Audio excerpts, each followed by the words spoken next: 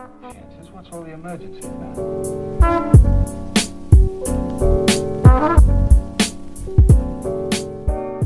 Hello， 大家好，我是妮妮，欢迎来到今天的视频。那么今天呢是想和大家分享一下首饰。那么今天的这支视频呢，主要是想先和大家分享我是如何去挑选首饰的，也就是如何根据自己的肤色、体型和风格来挑选。那么另外呢，也会和大家分享我在穿搭的过程中，我是如何决定我今天的这套穿搭我要去搭配怎么样的首饰，或者说是要选择什么样的风格。那么也会和大家分享我自己选出来的我最喜欢的一些首饰。那就让我们开始今天的视频吧。那么首先就想先和大家分享一下如何选择首饰。那么在选择首饰的时候，我第一个要看的就是颜色。那么我们平时在决定什么颜色比较适合我们的时候，其实重要的因素是在于我们的一个肤色。那么我这边呢，我自己大概总结出了一个比较好判断的方法。那么就是如果你是偏暖皮的，或者说黄皮或者黄黑皮这类偏向于比较深的肤色，在选择像这种金银首饰的时候，就会相对而言比较适合金色。那么如果你是冷皮，然后偏白色的话，那么你就相对而言比较适合银色。但是在这个部分，我们在搭配首饰的时候，其实不能够把它看得那么死板，或者说你就算觉得你自己皮肤挺黑的或者挺黄的，但是你的皮肤就不是一个完完整整的黄色皮肤嘛。就像我后面我们家的这个木头的那个颜色，是没有人是那个颜色的皮肤。所以说其实我们的皮肤，特别是黄种人，虽然我们的主基调是黄色，但是其实也会伴随而来有其他的颜色。例如说我们在选粉底液的时候，比如说我自己的肤色就是属于黄二白，所以我的肤色呢主调是黄色，那么我其实里面是带有一点点的白色的。如果说你是类似于像我这种就是黄二白啊，或者说黄一白，就是你是属于白色和黄色混杂在一起的这种肤色的话，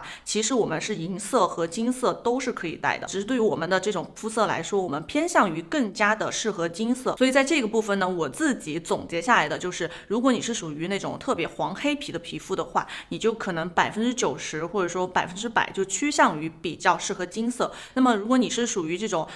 又有黄色又有白调的皮肤的话，都可以选择。那么你再去判断说你是往金色那边靠一点，还是往银色那边靠一点。但是在这个部分，我想要额外的和大家提到的一点就是，针对一些肤色比较黑的朋友的话，大家一定要注意的就是首饰的光泽度。那么首饰的光泽度呢，如果一个首饰它看起来比较 bling bling 的，或者说例如说像水钻这一类的首饰的话，它就偏向于会比较亮一些嘛。那么有一些首饰呢，它是属于那种比较磨砂质地的，或者说哑光质地，或者说有做旧的话，它就比较暗沉一点。那么针对一些皮肤比较黑的朋友的话，我就建议大家在选择首饰的时候，就尽量的避免那种 bling bling 的首饰，因为它那个光一旦泛出来的话，会反而显得你的皮肤更加暗沉。那么第二个部分我们要决定的呢，就是这个首饰的存在感。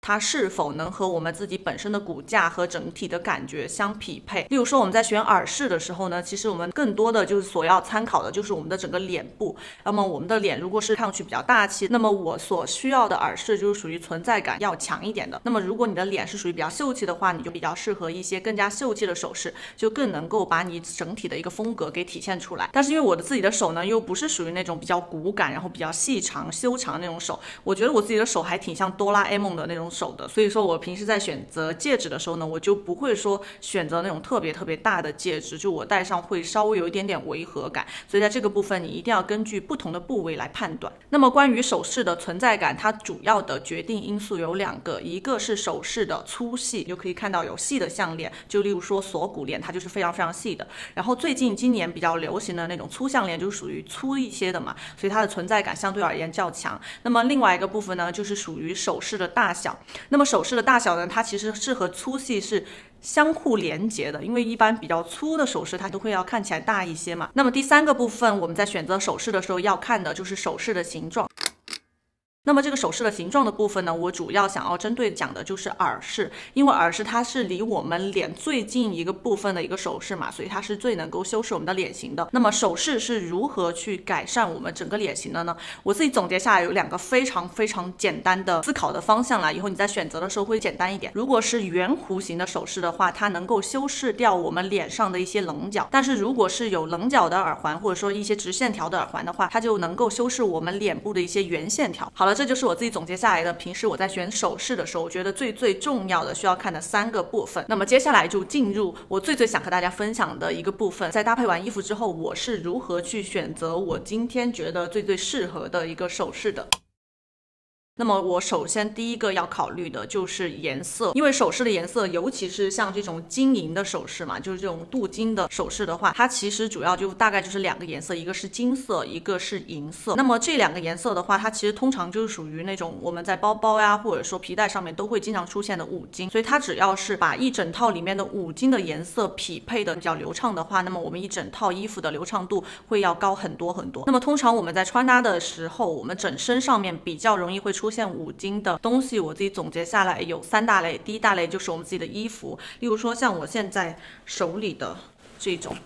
就比如说像这种皮衣，它上面都会有这种纽扣或者这种5金的拉链嘛。那么我平时在搭配这件皮衣的时候，我的首饰都是基本上99.99%都是会选择银色的首饰来匹配它的整个感觉。或者说像我现在手里的这一件高领的毛衣，它其实也是上面有这种小拉链嘛，那么再加上它这里还有一个大圆环，所以说它其实在我穿上身之后，由上半身来看，这个大圆环的存在感是非常强的。那么我在选择耳饰的时候，我就只会选择银色的耳饰来匹配它的这边的这个银度。但是其实我们平时在穿衣服的时候，衣服上是很少会出现5金的嘛，那么大部分限制我5金颜色的一个东西其实是包包。那么这2款包呢，你们肯定立马就可以发现嘛，像香奈儿的这一款呢，它上面因为5金真的非常多，然后再加上这个链条上面又是裹了这个5金的一整个元素的，所以它其实是非常亮眼的，并且在我们的整个穿搭当中是存在感非常高的。尤其是像我这样背的时候，它因为链条上也有5金，所以它连带着就会影响我们的项链跟耳环。所以像这种包包呢，它的整个5金的走向是比较极端的，就是你在穿搭的时候一定要考虑。但是像这款其实整体的5金的走向是比较模糊的，我一般在搭配这个包包的时候，我是既可以搭配一些银色的5金，又可以搭配一些金色的5金的。所以在这个部分呢，也是想和大家分享的一点吧，就是如果你在选择包包的时候，尤其是选择一些相对而言比较贵的包包，你一定要考虑到你自己适合的一个5金的走向。那么还有一个部分，它会影响我们整个首饰颜色的走向的一个元素，其实就是皮带。皮带里面它也是有分为那种5金感比较重跟5金感没有那么重的。比如说这3根，因为它的那个皮带的扣都是这种5金的，所以它是完全会影响我们整体的一个5金走向。那么另外一个呢，就是属于这种纯皮的，它就这里有一点点非常做旧的一个金属，但它在上面没有镀颜色嘛，所以就还好。所以我在搭这个皮带的时候呢，它其实就不太会影响我整体的5金走向。然后这个是我平时在选择首饰颜色的时候首先要考虑的一个部分。那么其次呢，是属于那种比较偏极端的一些衣服颜色的时候，它几乎是决定了我的一个首饰颜色的走向的。比如说这2个颜色就是特别极端的颜色嘛，就一个是这种大红色，一个是这种亮蓝色，它们都是属于超级偏冷调和超级偏暖调的2个颜色，而且都是比较纯净的颜色，所以我是觉得它们2个是最能够拿来举例子的。比如说我在搭配这种大红色特别暖调的一个颜色的时候，我基本上也是99.5%都是会搭配金色的一个首饰。但是我平时在搭配这种亮蓝色的衣服的时候，或者说那种纯灰色的衣服的时候，我基本上也是99.5%都是会去搭配一些银色的首饰。主要的原因呢，就是我在穿这种蓝色或冷调的衣服的时候，它是可以把我皮肤里面的那个白调给拖出来的。然后一旦它把那个白调拖出来之后，我再去戴银色的首饰，能够把这种风格发挥到极致。那么我们在决定了今天的首饰颜色之后呢，我们再去看我们所拥有的那个颜色的首饰里面，我们今天想要戴哪一个。如果我今天搭配的相对而言比较基础的话，那么我想要我那一身在基础的衣服上面更加的出彩，所以我在配饰的选择上，我就会去选择一些相对而言比较大胆的或者存在感比较强的风格感比较强的，来把我那今天比较普通的一身让它变得更加的亮眼。如果说我那天我的衣服都已经足够的亮眼了，比如说设计感已经很强，然后颜色呢也已经足够的丰富，我只是想要用一些5金或者说其他的一些 bling bling 的首饰来达到一个点缀的效果的话，我就会选择针对我自己的一个体型而言存在感比较小的一些首饰。所以在今天的这支视频的最后呢，就想和大家分享几个我自己选出来的，在我的首饰里面我自己戴的最多的，然后最喜欢最百搭的一些首饰。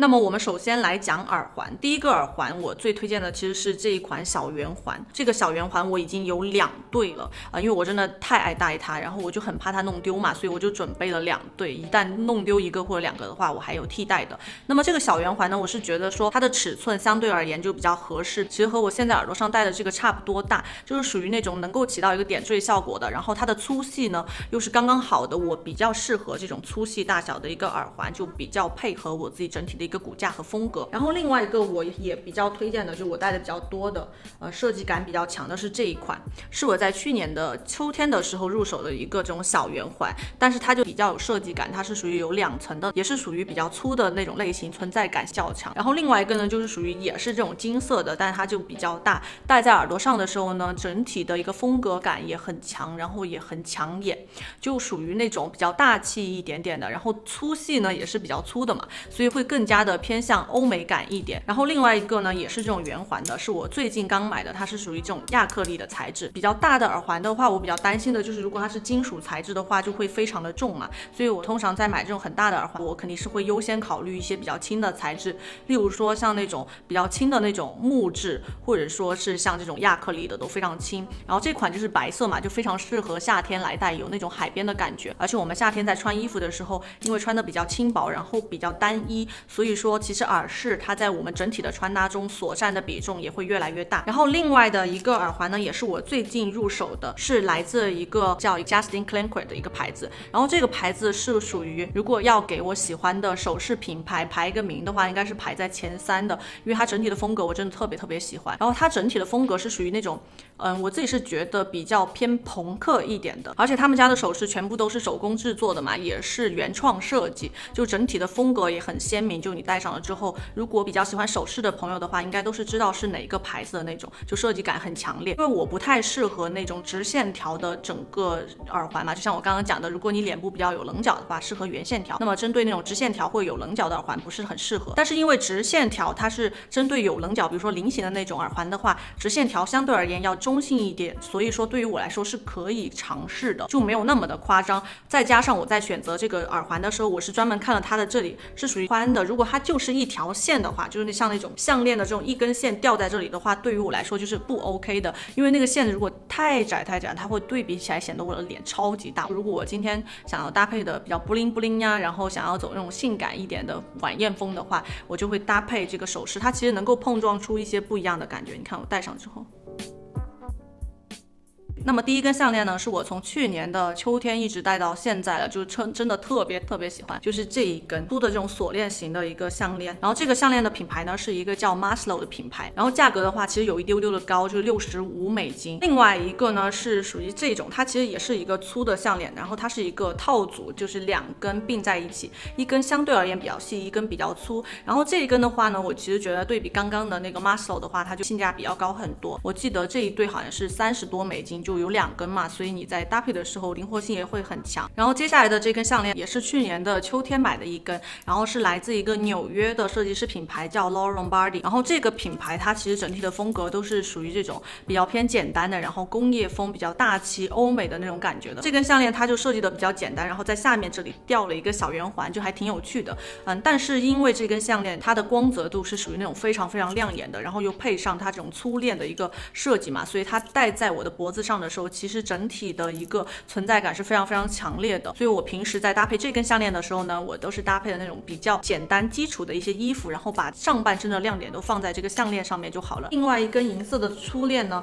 是来自一个我比较喜欢的那种韩国的设计师品牌叫 August Harmony。这个 August Harmony 我就觉得它更多的会有一些那种做旧的感觉，然后匹配到一些女生的元素，它会柔和不少。骨架相对较小的话，但是你又想戴一些比较大气然后比较粗的项链，就可以去看看这个品牌。那么除了刚刚的那个粗链条呢，其实我也想和大家分享几根细链条。虽然我在冬天这种秋冬天就戴这种细链条戴的比较少嘛，因为衣服本来就已经够大了，那么如果戴细链条的话，其实根本就看不太出来。但是因为现在已经到了春夏天了嘛，所以我会开始慢慢的又把细链条带回来。但是因为细链条的确没有那么的适合我，因为我的整个骨架比较大嘛，所以说就只是说看我当天的一个穿着来决定我究竟是不是要戴细链条。然后我比较推荐荐的呢，就是这一根，是我最近刚刚收到的，是来自一个叫 Ardomond 的一个品牌，然后是他们送给我的。我当时在选的时候，我就一眼看中了这2根，其实它就是一模一样的一个款啦，它就是这种字母链嘛。像字母链对于我来说，我觉得可以把项链与人之间做一个连接，然后让我们产生某一种微妙的联系的那种感觉。就像，然后好了，这些就是我自己总结下来的我特别喜欢的一些首饰。今天就没有办法完全的所有的首饰都跟大家讲嘛，因为首饰讲起来真的太长，然后又太多了。然后在这里想和大家声明的一点是，我所讲到的所有的品牌都不是广告，虽然有一些是品牌送给我的，但是也是因为我自己喜欢，我才把它放进这个视频里面来和大家分享嘛。那么如果说你是想要看一些品牌的推荐呀，或者说那种淘宝店铺的分享的话，我在2年前还是3年前的时候，其实写过一篇那种我比较喜欢的淘宝店铺的整个首饰品牌的一个分享，其实大家可以去看一下，我会把链接放在下方的评论和信息栏里面。希望你们喜欢今天的视频如果你喜欢的话，请在下方帮我一键3连，或者说点赞，谢谢大家。如果你有任何的问题的话，也可以跟我留言。那么今天就这样，下次视频再见，拜拜。